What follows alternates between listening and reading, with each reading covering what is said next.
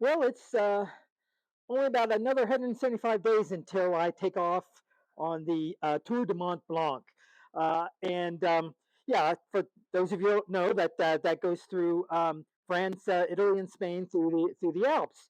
But one of the things that I really like about hiking is taking off to different places to do my hiking.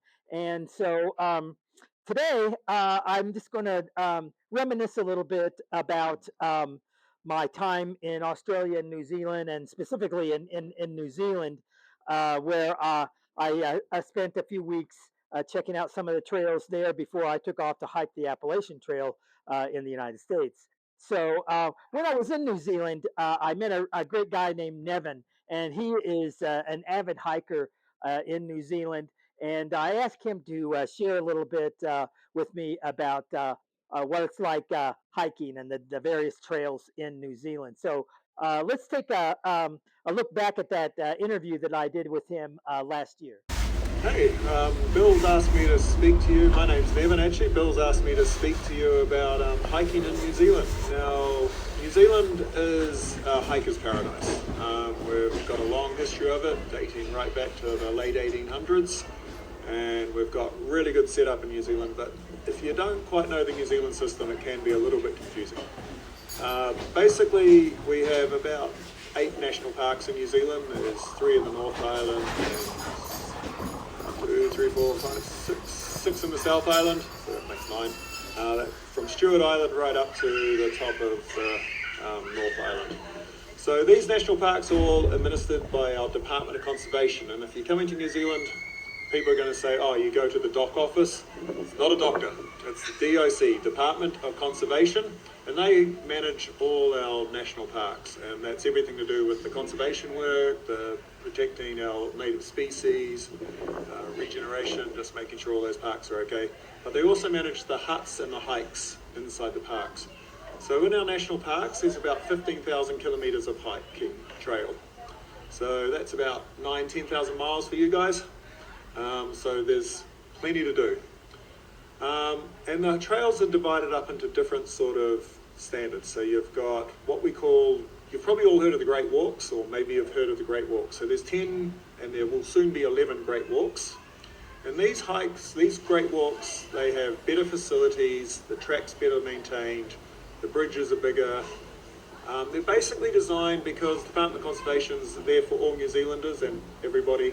We want people of all ages to be able to, so if you're a moderate fitness, of all ages, to be able to get into the bush, explore some of these really amazing places, and these Great Walks do take you to amazing places. So they've got a really well-developed trail. The huts are very comfortable, not like, hotel-like, but, there's bunks, and you're sharing rooms. It's dormitory with bunks, or sometimes just big, wide open areas.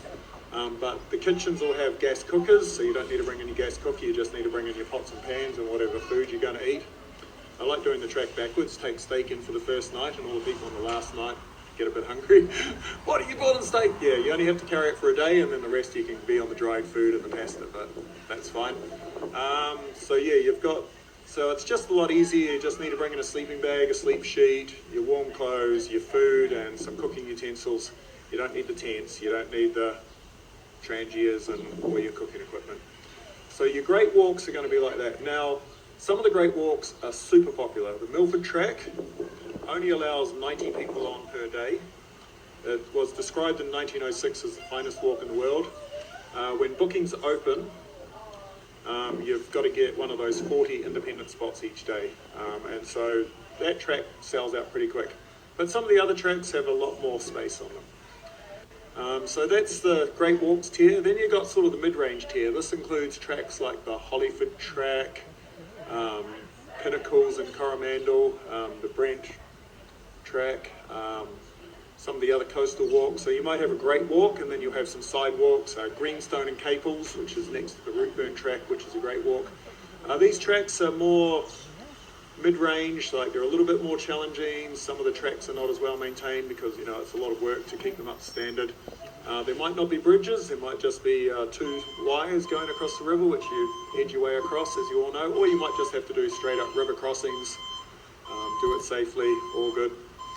And then you've got some more sort of backcountry tracks where there might not be any huts, or they might just be a lean-to. That's all the, they'll say you go out to the hut, you get there, there's a lean-to, or there's a bit of corrugated iron on it, and you're open to the stars. So there's that level of tracks, and the track might not be developed, it might just be blazes, so you just got to follow the blazes. And you might be one of 200 or 300 people that do that track each year. So Dusky Track's a good example of that one. And there's quite a few others, and so that makes up the majority of that 15,000 kilometres of tracking that I'm talking about. So those are your 3 levels. Now the Great Walk, like I said, is designed for everybody to be able to do. As long as you're moderately fit, there's still hiking, you're still carrying your backpacks. The mid-level tracks, most people can do, but more for like if you've had some hiking experience. And those other tracks, look, make sure you know what you're doing, make sure you know where you're going, and to get good local advice.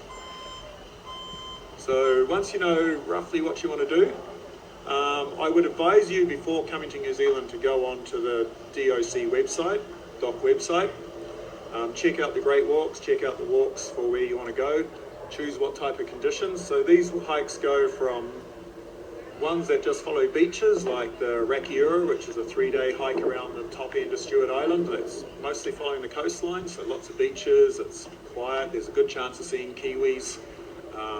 Rough weather, a bit cold. Abel Tasman, which is beautiful little beaches and bays surrounded by native forest. Some of them are river valley hikes where you're just following rivers down. Then you've got the alpine hikes, so Milford, Kepler, Kahurangi, so that's a bit of beach and a bit of alpine. Which are the other? So those are some of the main alpine tracks, but Routeburn, Milford and Kepler are the 3 main famous Great Walks for alpine tracks, but there's a whole bunch of other ones, of course, especially in places like Arthur's Pass and Mount Cook National Park. They have a lot of alpine tracks as well. The alpine tracks in Mount Cook are very high. You're going up to 3,000, 3,500 metres, so make sure you know your ice climbing and all that type of stuff. And then you've got, sort of in the North Island, it's not quite as high, but we've got volcanoes there. So you've got, you might have heard of the Tongariro Crossing, which is a day hike. It's about 11 miles across the Tongariro volcano. And then you have the Northwest Circuit, which is actually one of the Great Walks. And that's around Mount Ruapehu, which is, if you've ever watched Lord of the Rings, you've seen it exploding. So it's used as a backdrop for quite a few Lord of the Rings scene and the Lonely Mountain and all that type of stuff. So you've got that one as well. So that's a volcanic. So you've got all these different landscapes and areas you want to see. So you can go onto the Department of Conservation website, you can find out where you want to go. Another thing I'd recommend if you are looking at New Zealand is there's an app called Plan My Walk, and that has all the walks that Department of Conservation manages. And so that's from short 1-hour walks down to a cove or a beach, right up to the 10 days that you'd need to do the Dusky Track, or maybe the 2 weeks for the Northwest Circuit, which is a 16-day walk around the very isolated part of Stewart Island. And if you're really keen, you can add it to the 20 days walk around the southern part of the Stewart Islands, so you can make it a 36-day walk.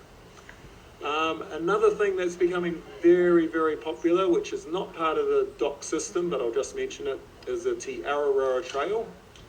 And that runs from the very north of the North Island to the very south of the South Island, or from the very south of the South Island to the very north of the North Island, whichever way you want to go. It's about 3,000 kilometres, so about 2,000 miles. Most people like to do it in about 4 months. Some people mission it, 30 k's a day, you can probably do it in 3, but most people would rather do it in 4 months, 5 months maybe, just take your time over the summer. The winter, you've got to plan it very carefully. There's a lot of alpine sections, especially in the South Island. So again, and you need to organise food drops for winter time especially. But it covers right down the country, so sometimes you're walking along the roads, sometimes you're walking in the bush, sometimes you're walking across farmland, but it starts at the very north to the very south. So that's the Te Araroa Trail. If you've done the Pacific Coast or the Appalachian, then the type of thing you need to do won't be too far out of your comfort zone. But I did listen to one on the radio, and a lady took her 7-year-old daughter, so it can be done by people of all ages. You just got to break it up into manageable bits. So that's the most that's most of it. It's just getting the idea. So if you choose a hike and you want to do it, the first thing you do is go on the Department of Conservation website. They manage the huts. You can take tents. There's many tramps and hikes, especially on the not great walks, where you can take a tent, camp. You're allowed to go anywhere in the bush, but just that standard rule, just take pictures and leave everything in there. Hunting is also very popular in New Zealand, and because of our biology, all the introduced animals, so we have introduced deer, goats, pigs, cats, dogs, tahr, chamois, all these animals are introduced, and they're a major conservation issue for New Zealand. New Zealand was a bird's paradise, and these mammals cause major issues. So we actually like people to come and hunt in New Zealand. So if you are a hunter, you can contact guiding organisations, hunting organisations that'll set you up and everything like that. So if you want to come out and help us save our wildlife, if you're a hunter, feel free. We'd be very happy to see you. The more deer you shoot, the more possums you shoot, the more goats you shoot, the more tahr and chamois you shoot, the happier we are as a country. You're very welcome. Just do not shoot the native birds. That's what we're trying to protect. But those, you want some good antler racks from elk and red deer, feel free to come down.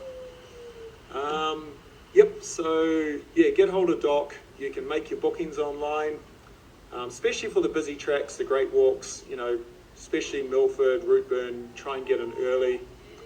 Maybe the Northwest and Abel Tasman can also get busy. There is some private land along there, so you can arrange other things. So just get in early on those ones, but it's all managed through the Doc offices. Even if you turn up in New Zealand not sure what you want to do, that's fine. You just go to the local area, you find the Doc office, go inside, they'll have lists of all the tracks in the area, you'll be able to talk to the people behind the desk, they'll give you the hut passes, you'll pay for them, so the basic ones are like $10 a night up to maybe $90 or $100 a night for the Milford track, because it's demand based and we're trying to keep it to 40 people a day. So we don't want to ruin your experience on the Milford track. If we let it open, there could be 300 or 400 people a day doing it. It's limited to 40. So that's, the experience is not ruined, but it does mean it's very hard to get on. But the other tracks, you know, there might be 50 or 60. It spreads out, you'll make some good friends, you're generally going on the same route. And then the other tracks, the not great walk tracks, you're much freer in what you can do. But yeah, you can take tents and hike. The conditions in New Zealand are tough. Now, because we don't have bears and lions and mountain lions and coyotes or hyena, you know, none of those dangerous animals in New Zealand, people tend to underestimate the risks of hiking in New Zealand. We have very changeable weather. Bill can tell you all about it, and probably got some good videos showing you how changeable it is. We can go from, okay, today's been pretty chilly, it's about 12 or 13 degrees in Owl Talk, so that's about the mid-60s. Tomorrow we're going to be high 70s, early 80s. We had snow in the mountains. It was the 2nd of March, or the 3rd of March, and we had snowfall on the roads and the hills around where we're staying in Queenstown. We can go from torrential rain, 250 millimetres of rain a day, so 2 or 3, we can have up to 2 feet of rain a day, sometimes even more in some areas. That's in 24 hours. It's not unusual to have 1 foot of rain in a 24-hour period. That's very, very, very usual. So you've got to be prepared for that wet weather. River crossings are dangerous. We've lost too many people to river crossings. If the river looks high, go back to the hut or go back to your campsite. New Zealand weather, as they say, if you don't like it, wait 5 minutes. The weather will change, the rivers will drop, and they drop fast. They rise fast, they drop fast. But you know, don't, like, if you think the river's a little bit messy, just go back and wait. No one's going to be angry with you. The dock guys know what it's like. They've been out there. But river crossings are one of the most dangerous things that have happened. But talk to the local dock people when you're booking your track. They'll get you sorted out. They'll let you know what the weather forecast is. They'll give you a warning. They might say, just look, just wait a day, go another day or something like that. Don't take it personally. They're just trying to save themselves, you know, 36 hours of search and rescue and picking up bodies. They don't like doing it. So that's a big part of it. PLBs are recommended, but not Yeah, we like PLB, especially if you're doing the Great Walks and the more popular non-Great Walks like the Routeburn or Tuatapere or Queen Charlotte. You don't need a PLB, but if you want to go further off and do some of the more outback walks or do go more into off-trail stuff, and trust me, off-trail stuff in New Zealand is really tough. The bush is thick, and a lot of places it's wet, mossy, slimy. I've had days where I've done 5 miles in a day. I've got 5 miles, and seriously, after that, you just want to get back on the track. I know. But yeah, if you're keen on hunting, that can be the type of conditions. Definitely take a PLB on those if you're planning on doing that. And you can rent them in New Zealand. There'll be lots of sport shops, outdoor shops, hiking shops where you can get stuff. New Zealand has great outdoor equipment manufacturers. We've got Earth, Wind and Fire, Macpac, Kathmandu. We use a lot of merino wool. It's produced in New Zealand. Icebreaker was founded here. So, you know, if you're a bit short on gear, wet weather gear especially, you can buy it in New Zealand. The prices are pretty reasonable. Especially on the wet weather gear, like when you're on the west coast of the South Island, you're talking about places that have up to 1 metre of rain in a day. So we make the raincoats that suit our conditions. If you come down with Gore-Tex and flimsy stuff, it's not going to handle the big rainstorms we get. I know it's great, I've used it myself, but yeah, you want a big jacket or a good solid poncho that can keep you dry when it's, you know, it's really bucketing down. And just enjoy it. It's a lot of fun. For those alpine people, Mount Cook National Park's where you want to look. For those coastal people, you've got Abel Tasman, Punakaiki, Papara National Park, Stewart Island. For those forest people, you've got Te Urueta National Park, basically all of them, but the Fiordlands area. For those people that like volcanoes, you've got Tongariro National Park, that's in the centre of the North Island. You've got all these different varieties of places. You've got hikes that run from a few hours to several weeks and several months. So yeah, feel free to come down, check Doc always, and download the Plan My Hike app from the Department of Conservation, and you can have it all sorted. Just one other thing, don't plan too much in advance. The weather is huge in New Zealand. It's you don't want to be stuck in a schedule. Give yourself time to make changes. Do, like if you're doing the Milford because you had to book that early and give yourself space in between and don't get too stressed. If you can't do the hike you wanted because of bad weather, you can maybe go somewhere else and do maybe the Copeland track or do just an overnight track rather than the 5-day track you wanted. Just be as flexible as you can. Flexibility is a very important thing. And remember, if you see a river that looks scary, wait. If it's not raining, it'll go down and you'll be able to cross it in safety. That's really important. Anyway, thanks for your time. I hope I haven't bored you. I hope I haven't turned off all Bill's subscribers. Keep following the guy. He's a great laugh. He's a great person to get to know. And thank you very much.